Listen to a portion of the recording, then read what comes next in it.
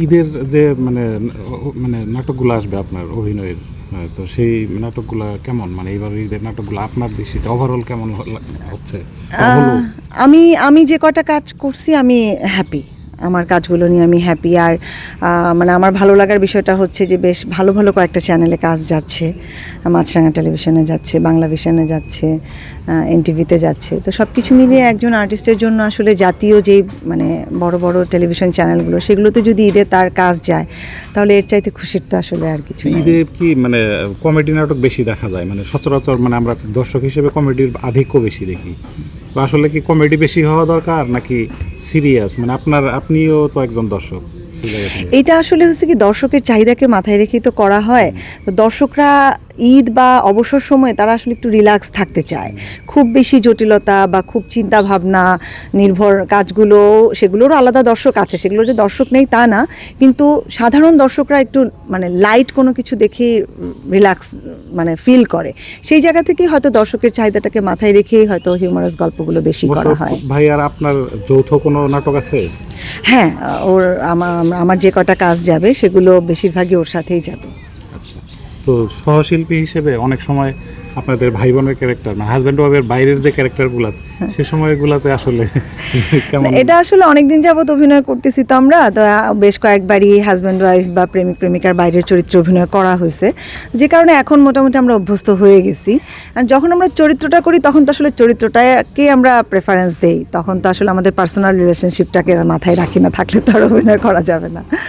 আপনি তো প্রযোজনাও করেন, মানে আপনার প্রযোজনার হাউস আছে, তো সেই জায়গা থেকে কি সিনেমা কেন্দ্রিক কোনো অ্যাক্টিভিটিসের সিনেমা নিয়ে আসলে এখনও আমরা ভাবি না, কারণ সিনেমা এত মানে ভাস্ট একটা ব্যাপার, এটার জন্য যে প্রস্তুতি দরকার সেটা আমার প্রোডাকশন হাউসের আসলে এখন নেই। তবে আমরা ছোট ছোট কিছু শর্ট ফিল্ম করেছি, যেগুলো আমরা দেশের বাইরেও সেগুলো গেছে, বেশ কয়েকটা জায়গায় গেছে, আমেরিকাতে গেছে, তারপরে হচ্ছে ইটালির একটা ফেস্টিভ্যালে গেছে, তারপর একটা শর্ট ফিল্ম আমাদের বাংলাদেশ শর্ট ফিল্ম ফেস্টিভ্যালে পুরস্কৃতও হয়েছে। তো এরকম ছোট ছোট কাজগুলো করে আমরা আসলে প্রস্তুতি নিচ্ছি, হয়তো আল্লাহ যদি রাখেন তাহলে হয়তো কোনো এক সময় হবে। আরেকটা বিষয় হলো যে এই যে নাটকের ভিউ গোনার যে সময়টা চলে আসলো, এটা আসার পরে কি একজন অভিনয় শিল্পী বা একজন প্রডিউসার বা একজন ডিরেক্টরের উপর কি চাপ তৈরি হয়ে গেছে নাকি? হ্যাঁ, এটা একটা তো চাপই, কারণ যখন ভিউটা একটা বড় ব্যাপার হয়ে যায় তখন অনেক সময়ই ওই যে যেটা বললাম, যে তখন দর্শকের চাহিদাটাকে মাথায় রেখেই করতে হয়। হয়তো একজন ডিরেক্টর ডিফারেন্ট কোনো গল্প ভাবছে, বা একজন প্রডিউসার বা একজন শিল্পীও হয়তো একটা ডিফারেন্ট কোনো ক্যারেক্টার করতে চাচ্ছে, কিন্তু ওই দর্শকের চাহিদার কারণে হয়তো সে তার কাঙ্ক্ষিত ক্যারেক্টারটা করতে পারছে না, বা ডিরেক্টরও হয়তো সেই গল্পটা বা রাইটারও হয়তো সেই গল্পটা বলতে পারতেছে না। তো এটা একটা প্রেশার তো ক্রিয়েট করেই, যে সে সব কিছুই তার হাতে থাকে না তখন। এই ভিউ বা ভিউয়ের বাইরের যে বিষয়গুলো, সেগুলো কি নিয়ন্ত্রণ করার সুযোগ আছে? সবসময় যে নিয়ন্ত্রণ করতে পারি তা না। আর আমরা যখন অভিনয় শিল্পীরা অভিনয় করি তখন আসলে আমাদের এই নৌকাটার আসলে মূল কাণ্ডারি কিন্তু পরিচালক। সো পরিচালক যেভাবে বলবে সেভাবেই কিন্তু আমাদেরকে করতে হয়। তারপরেও আমরা ডিসকাস করে নেই অনেক সময় চরিত্রটাকে আমি কিভাবে দেখছি, আমার জায়গা থেকে আমি হয়তো শেয়ার করি। যদি সেটা তার কাছে মনে হয় যে না, সেও সেভাবে ভাবছে, তাহলে হয়তো দুজনের মতামত মিলে গেলে সেভাবেই করছি। আদারওয়াইজ পরিচালক যেভাবে বলছেন সেভাবেই হয়তো করতে হচ্ছে। ঈদে কি এই মোবাইলের গ্রামে করবেন? হ্যাঁ, অলরেডি করছি, যেমন আজকেও ঈদেরই একটা কাজ শুট করতেছি। মানে ঈদের দিন তো নিশ্চিত শুটিং থাকবে না? ও না, ঈদটা মোবাইলে আসলে কাটাবো কিনা জানি না, কারণ যদিও এখানকার গ্রামের যারা আমাদের সবসময় যাদের সাথে আমাদের উঠা বসা হয় তারা অলরেডি দাওয়াত দিয়েছে ঈদের, কিন্তু ঈদের দিনটা তো আসলে বাসায় নিজের পরিবার আছে, আত্মীয় স্বজন আছে, তাদের সাথেও কাটাতে হবে। ধরেন ঈদের দিনটা বা ঈদ আসলে মানে কোনো রেগুলার স্মৃতি ফিরে আসে কি?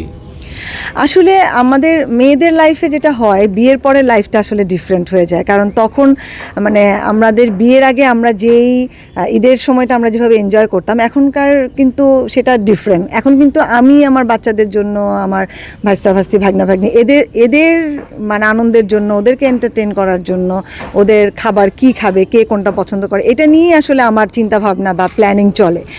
তো তখন আসলে ছোটোবেলার কোনো কিছুকে মানে মিস করি না যে তা না, কিন্তু আসলে মিস করে তো লাভ নেই, কারণ প্রত্যেকটা মানুষেরই হয় কি যে তার ভূমিকা অনুযায়ী কিন্তু তাকে কাজগুলো করতে হয়। তো যখন আমাদের অবস্থান পরিবর্তন হয়। আমি যখন মেয়ে থেকে মা, তখন কিন্তু আসলে আমার অবস্থান ভিন্ন, মানে আমার ভূমিকাটাও ভিন্ন হয়ে গেল। সো তখন আফসোস করে লাভ নাই, কিন্তু ছোটোবেলাটা তো মিস করি, কারণ তখনকার স্মৃতিটা তো মনে হয় যে যদি মানে কোনো টেনশন নাই, রান্নাবান্না করব না, কিচ্ছু না, জাস্ট গোসল করব, মা খাবার দিবে, খাবো, খেয়ে বান্ধবীদের সাথে মানে বের হয়ে যাব, সেগুলো তো আর হয় না।